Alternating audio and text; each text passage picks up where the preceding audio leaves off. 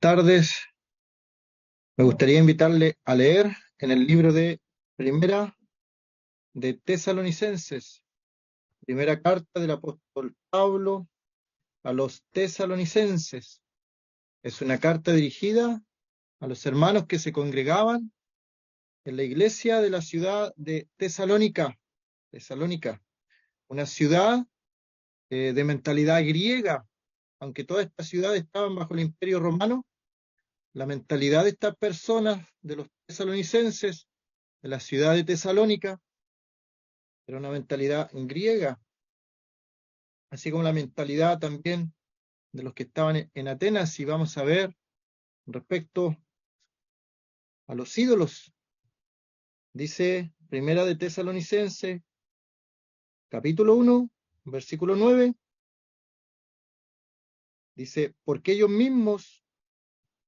ellos mismos cuentan de nosotros la manera en que nos recibisteis y cómo os convertisteis de los ídolos a Dios para servir al Dios vivo y verdadero,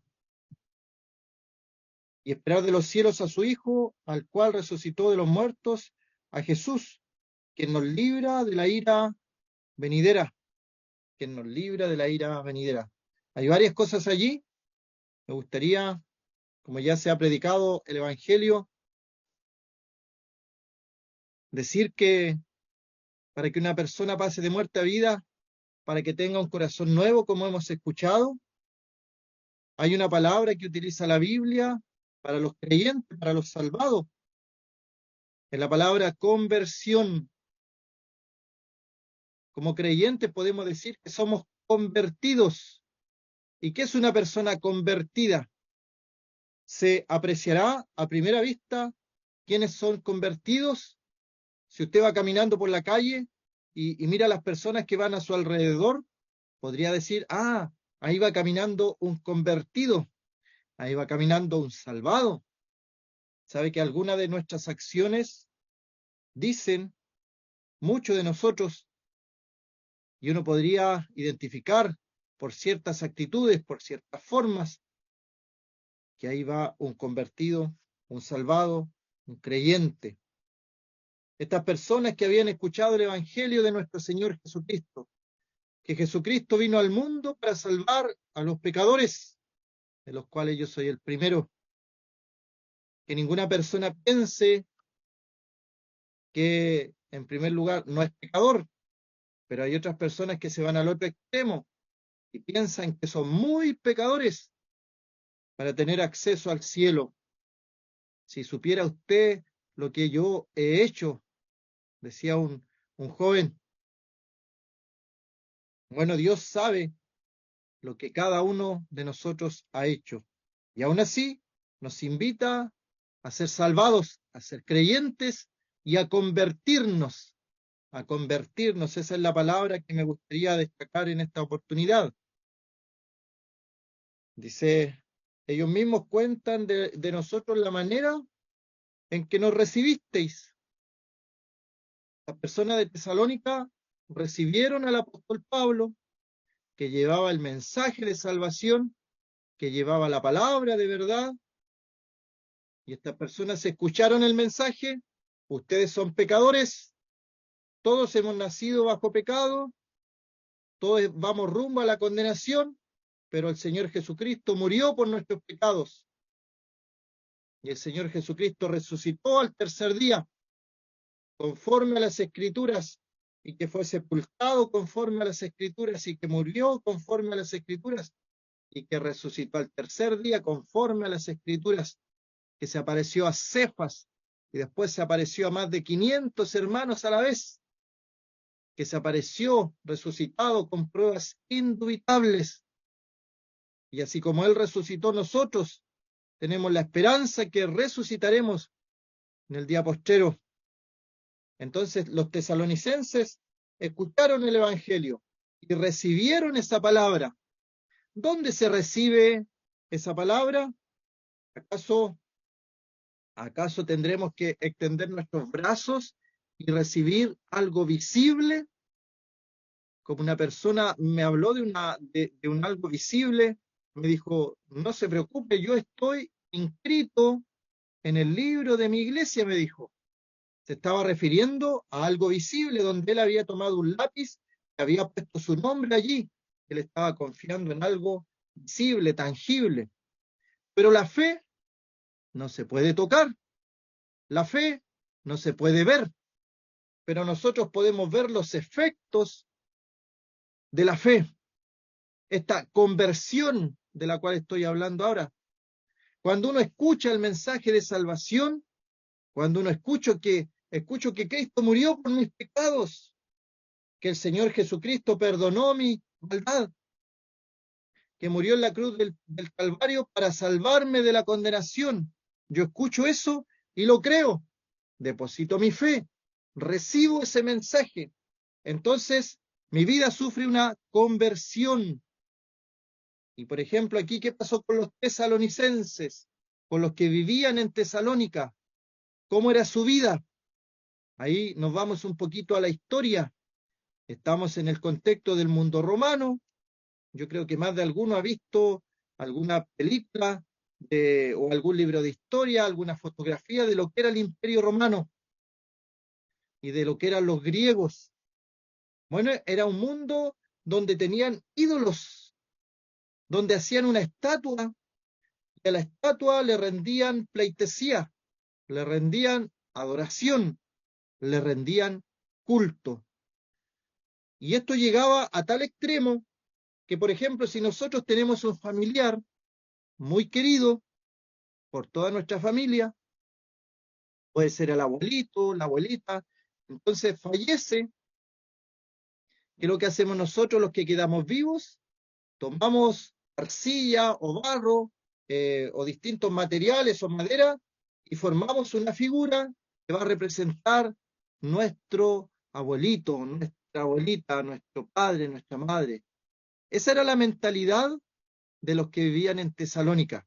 Entonces ellos podían tener muchos ídolos, muchos ídolos. Estaban todos los dioses griegos, eran ídolos. Le agregamos a eso los dioses romanos, también ídolos. Y le agregamos a todo eso nuestros antepasados.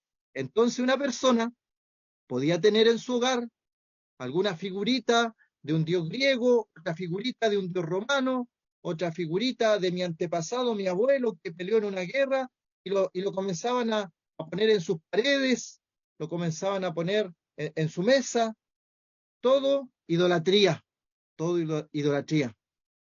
Pero los tesalonicenses, estas personas que vivían en Tesalónica, tuvieron una conversión, una conversión. ¿Te gustaría, amigo, amiga, ser convertido? Por ejemplo, la Escritura habla de que somos convertidos de las tinieblas a su luz admirable. Ahí hay una conversión. Estamos en la oscuridad absoluta, en las tinieblas tenebrosas de Satanás, y Dios hace una conversión en nosotros y nos traspasa a la luz admirable del Señor Jesucristo. Hay una conversión. Escuchábamos a nuestro hermano Santo Ramón, que hablaba de la conversión ahí del corazón, del espíritu. Dios puede hacer esa transformación. Mi hermano Leonardo hablaba de estas personas homosexuales. Dios también en el día de hoy puede hacer una transformación en ellos, y lo ha hecho. Hay testimonios de personas que Dios las ha transformado, las ha sacado de ese mundo sensual de pecado, y las ha transformado, y hoy día sirven al Señor. Una conversión. ¿No te gustaría tener una conversión en tu vida? ¿Cómo fue la conversión de los tesalonicenses? Leamos el versículo 9. La manera en que nos recibisteis y cómo os convertisteis de los ídolos a Dios para servir al Dios vivo y verdadero. Imagínese lo que fue para estas personas dejar sus ídolos, dejar lo que ellos adoraban, lo que ellos veneraban, dicen algunos. No, yo no adoro, dicen, yo venero. Es una adoración a alguien que no es Dios. Y si no es Dios, es falso entonces. Entonces los tesalonicenses se convirtieron. Y aquí hay algo bien importante también. Dice, ¿y cómo os convertisteis? Está tomado desde el punto de vista del hombre hacia Dios. Fueron las personas en su raciocinio, en su mente lúcida, que decidieron en un momento convertirse. Nosotros sabemos que todo esto es el Espíritu Santo cambiando el corazón, es que Dios obrando en el corazón de las personas, abriendo la mente y el corazón. Pero la responsabilidad humana, amigo, amiga, la responsabilidad tuya es importante. Estas personas dicen, ¿y cómo os convertisteis? ¿Cómo ustedes se convirtieron? Pablo fue testigo en primera persona de la conversión de estas personas y él dice, ¿cómo ustedes se convirtieron de los ídolos a Dios? Entonces la conversión tiene dos partes. Nos convertimos de las tinieblas a la luz admirable del Señor. Nos convertimos de nuestra naturaleza sensual y pecaminosa a una vida normal, sirviéndole al Señor. Nos convertimos de un corazón de piedra a un corazón de carne. ¿Cuál es tu responsabilidad en todo el asunto de la salvación? Es tu fe, tu creer, depositar tu fe y tu confianza en el Dios verdadero y no en los ídolos que tienen ojos pero no ven, tienen manos pero no palpan, tienen pies pero hay que llevarlos sobre los hombros porque no se mueven, son hechura de manos humanas. Pero el Dios verdadero no habita en templos hechos por manos humanas. El Dios verdadero quiere habitar en tu corazón, quiere habitar en tu espíritu. Y qué hermoso, maravilloso tiene que haber sido para Pablo, que predicó el Evangelio, ver cómo estas personas se convirtieron. Ustedes se convirtieron de los ídolos, de esas cosas, estatuas falsas, ahora se convirtieron al Dios verdadero. ¿Y cuál fue el producto de su conversión? ¿A qué los llevó esa conversión? Que dice el versículo 9, para servir al Dios vivo y verdadero. ¿Se fija la diferencia? Los ídolos no son ni vivos y los ídolos no son verdaderos. El único vivo y verdadero es Dios, es Dios. Y Pablo le dice a Timoteo, indiscutiblemente grande es el misterio de la piedad, Dios fue manifestado en carne. El Dios vivo y verdadero vino a este mundo, anduvo entre los hombres, hizo milagros, echó demonios, calmó el viento, la tempestad, con una sola palabra, alimentó a multitudes, con 5 panes y 2 peces, más de 10.000 personas. Y el Señor, el Dios verdadero, el Dios vivo, quiere que le sirvamos, quiere que tu vida tenga un propósito, que tu vida tenga un propósito. Pregúntate, ¿por qué has nacido en este mundo? Dios ha puesto eternidad en nuestro corazón. Tú sabes, y yo sé, nuestra conciencia nos dice que somos seres eternos, que después de esta vida hay otra, está realmente lo verdadero, que hay un propósito en este mundo. Aquí está escrito, os convertisteis de los ídolos a Dios, ahí está el propósito, para servir al Dios vivo y verdadero. ¿Cómo está tu vida? ¿Estás sirviendo al Dios vivo? ¿Estás sirviendo al Dios verdadero? Porque si no, Estás sirviendo al príncipe de este mundo, al príncipe de la oscuridad. Y luego dice, y esperar de los cielos a su Hijo. Esa es nuestra esperanza, el arrebatamiento de la iglesia. Los que creen se van con Él. Los salvados se irán con Él. Los que se han convertido se irán con Él. Hay un coro que cantábamos antiguamente. Yo no me quedo, me voy con Él. Me voy con Él, me voy con Él. Yo no me quedo, me voy con Él. Aquí dice, esperar de los cielos a su Hijo, al cual resucitó de los muertos, a Jesús, quien nos libra de la ira venidera. ¿No te gustaría que el Señor te libre de la ira venidera? Que te dé una nueva vida, un nuevo corazón, que te dé un propósito en esta vida. Ese propósito es servir al Dios vivo y verdadero.